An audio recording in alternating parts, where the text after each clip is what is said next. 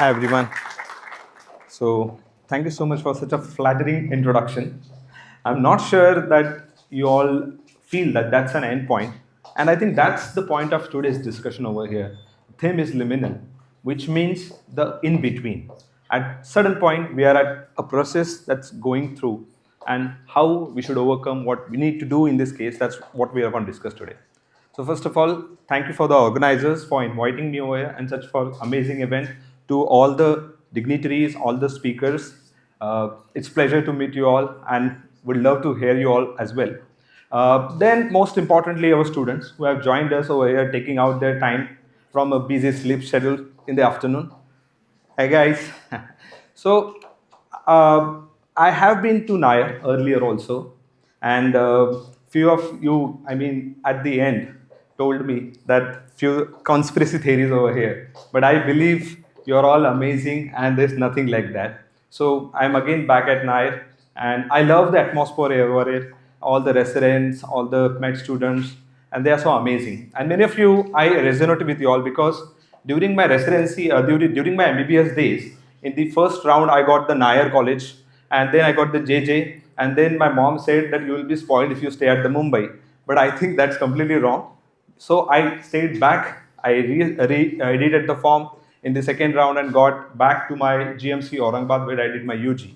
So, fun apart, what we are going to discuss over here today is really, really interesting because these days on social media, because of, I mean, in earlier days, we used to compare with our peers, our batchmates, like she is such a topper, especially for me. I mean, I was not like a really sincere guy. I mean, most of the boys are not really, really sincere. And we all get examples of the girls that look at this girl, how sincere she is. And in the college area, the school areas particularly, the teacher used to everyone used to scold at me because I was kind of mischievous guy, which majority of the boys are.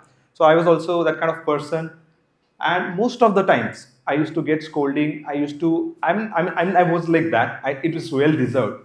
I was someone who used to play cricket, bunk classes. I'm not proud of that, sure, for now, but I mean that's how the childhood is, right? So in that period, what I noticed was one point where everything changes. And this is the first question which I'm going to talk to you about. So today I'm going to talk about three main questions which you should ask, because when you are faced of in between, there are certain things that, am I following this anyone else's journey? Whose journey am I following? Am I doing justice to what I'm doing right now and where I want to go? So these are the three questions what I would like to tell over here. So introduction, they have given the brief introduction already with me. So yeah, so here I'm talking about the first theme, that where what is my path or whose path am I following right now. I would like to start that with a personal anecdote, like personal story in my childhood. As I mentioned, I was a mischievous guy, and a day in and out used to play cricket with the friends, and to earn for few bucks used to do some political work as well. But at that point, was not very serious about the studies. Maybe the atmosphere was like that, and we did not have that kind of attitude also, because now this days generation is very smart, right? I mean, recently I read a study about the Gen Zs, that they are not as brilliant as the millennials, but I really second that, because what I feel in the earlier phase of my life, that we were not aware about that much of goals. And today, if you ask like 10-year-old guy or like 15-year-old guys, maybe in schools, they have a larger picture. So I really don't doubt that research, but that's fine.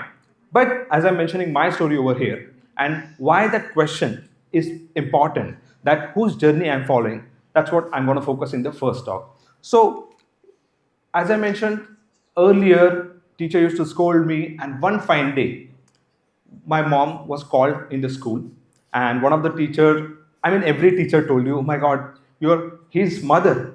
How are you handling this guy? And like, but at the same point, one teacher was there, particularly his name, I don't want to take, but I'll take his name was Mayor Sir. He told my mom that this guy, I can give you in writing, is not going to do anything in life at all.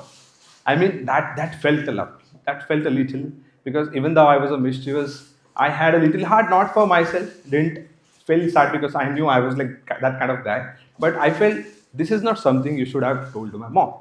And that gave me the journey, that gave me the path, and that gave me the clarity. In life, many a times, these things happens with you. You feel that where am I exactly? Whose journey am I following? But at one point, when you get hit by certain situations, which I was at that point, and then I thought maybe I need to study right now. And then I started studying. My journey started over there with so many consequences, as I mentioned, faced many difficulties in studying and stuff, but I managed somehow not to prove that teacher wrong, but to prove the confidence I don't know why my mother had in me. She said after that parent teacher meeting, even though the teacher scolded at me and said that he won't be doing anything in his life, my mom was confident enough and she just said that I believe in you. And most of the times that is what matters. And you have to show the same belief in you, your partner. Most of the times our family also give us that feedback. So exact same thing happened with me. I studied, I found my path, I think so. I studied, I got like good percentage in the 10th, and now comes the D day where I was supposed to get into the coaching institutes. If you guys know, in like 10 years from now, behind like 10 years back from now, we had a coaching institutes concept. Right now also is there, but it's moreover taken over by the other platforms which are available online most of the times. But in our time, we had few classes over there, and at that time to get into that classes, we had a special type of scholarship because it was really big fees at that time. And that same thing happened with me again. I got into that class somehow and did not know again what was the direction which I'm going through.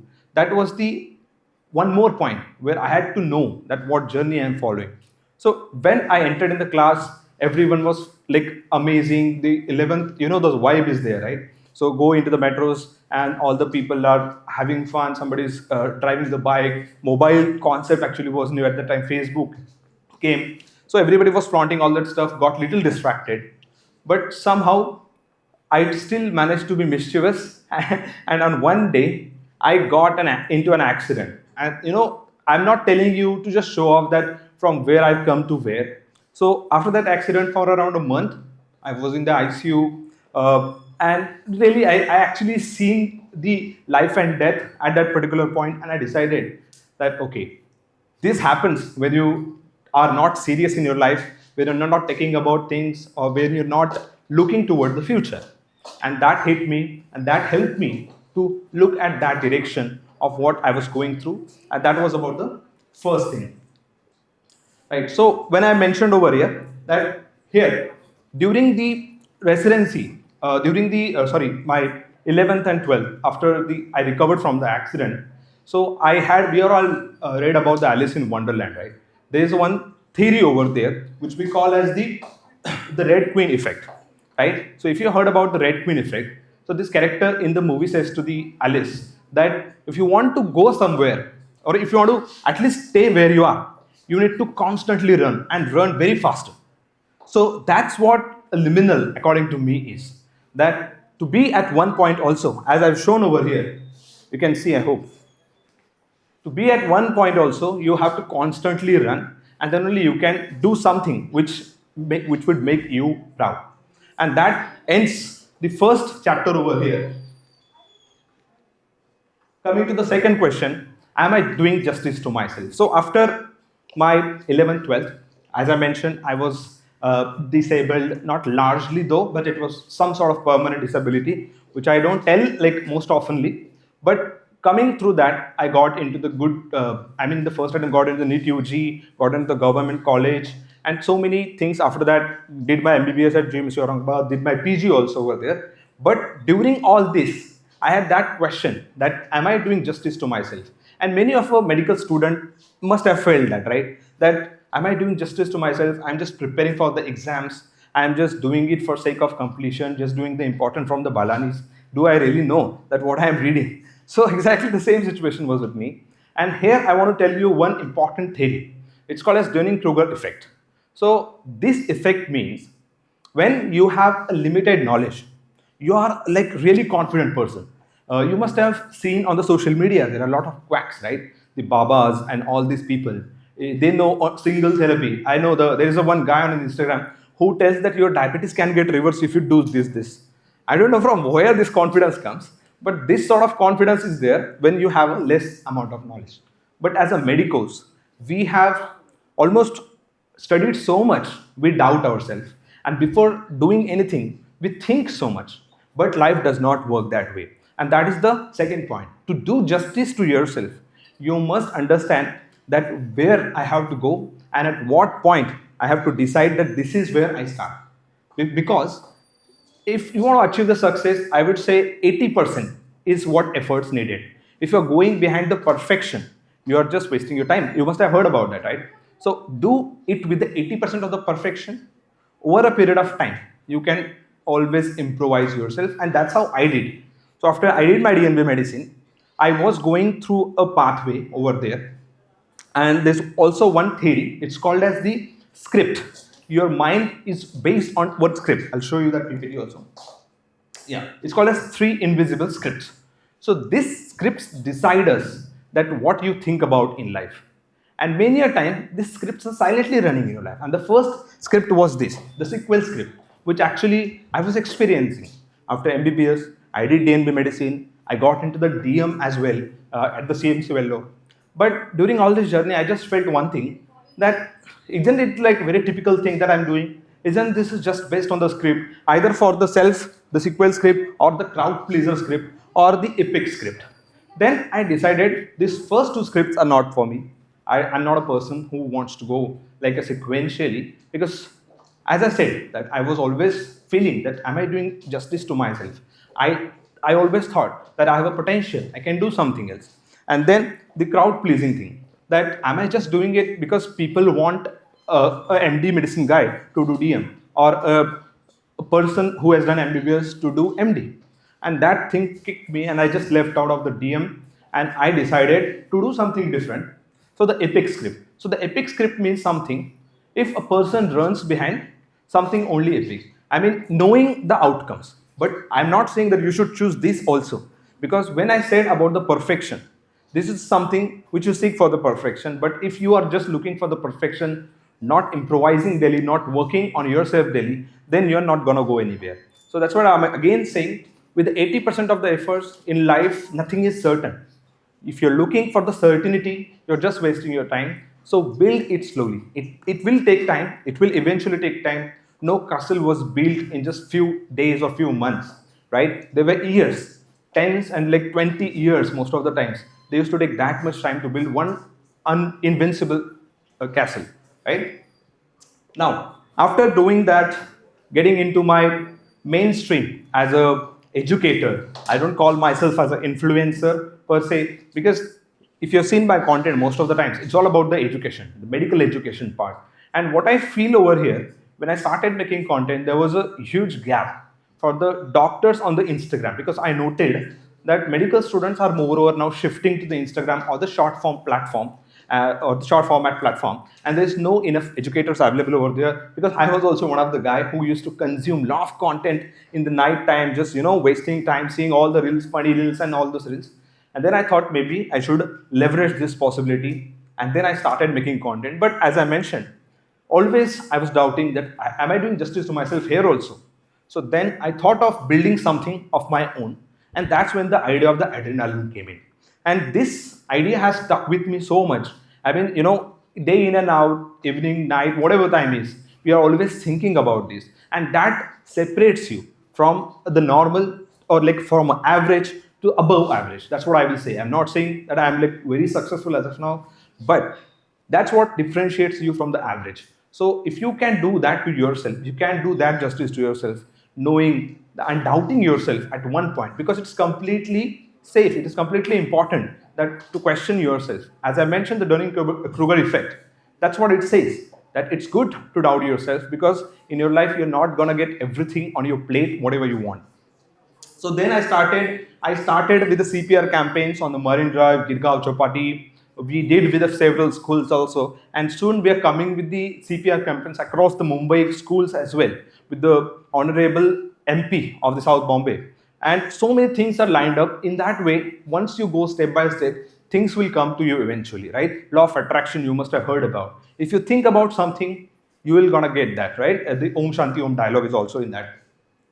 Right. Then coming to the last question, that what tiny experiment moves the story forward? And this is the most important. Here, we all in our life are in liminal. Because after getting into the MBBS, you must feel sometimes that, am I lost? What I'm doing with my life? Is this the only thing which I wanted to do? I mean, I'm not saying that you should not study. You should study. But while studying, there's always path that you should explore. And that's what this liminal means.